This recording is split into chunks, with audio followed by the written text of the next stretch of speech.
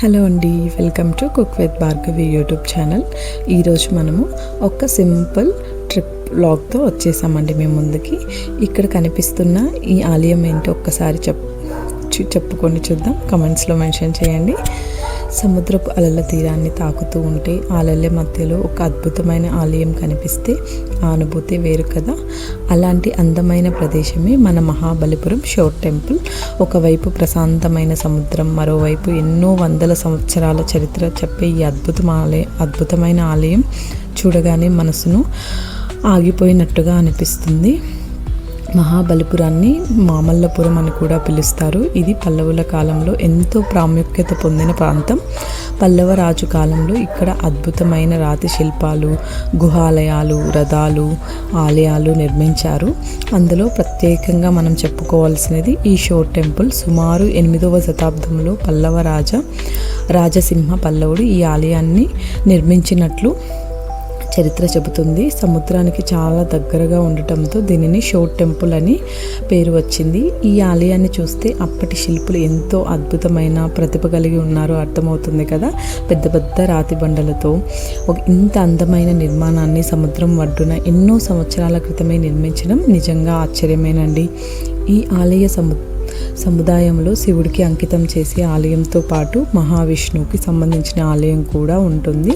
ఆలయం చుట్టూ కనిపించే నంది విగ్రహాలు, సింహాల శిల్పాలు, రాతి పనితనం అన్నీ ఒక్కటి పల్లవుల కళా వైభవాన్ని మనకు గుర్తు చేస్తుంది. ఈ మహాబలిపురం గురించి మాట్లాడేటప్పుడు 7 పడగాస్ అనే కథ కూడా చాలా ప్రసిద్ధి.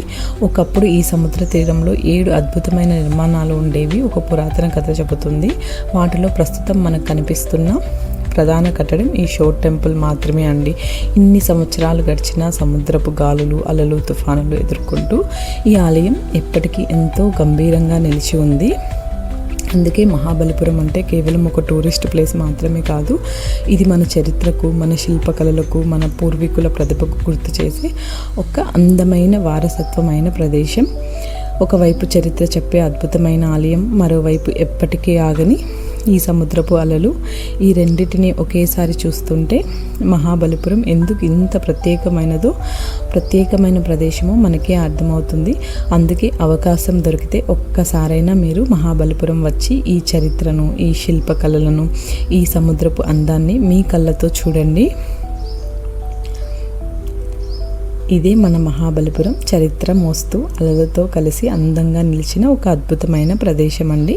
మేమైతే ఈ వ్లాగ్లో మా ఫ్యామిలీతో వచ్చామండి. ఫ్యామిలీ మొత్తం పిల్లలతో వచ్చాము కాబట్టి పిల్లలకి బీచ్ అంటే చాలా ఇష్టం కదా.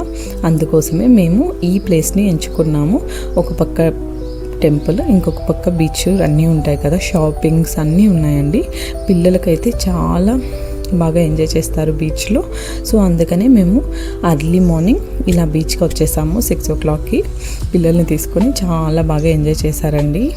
అస్సలు మార్నింగ్ టైం కానీ ఈవినింగ్ టైం కానీ బీచ్లో మనము టైం స్పెండ్ చేయొచ్చు. అలాగే ఈ షోర్ టెంపుల్ కూడా మీకు ఆఫ్టర్నూన్ కొంచెం ఎండగా ఉంటుంది, డిపెండ్స్ ఆన్ క్లైమేట్ అవి కూడా.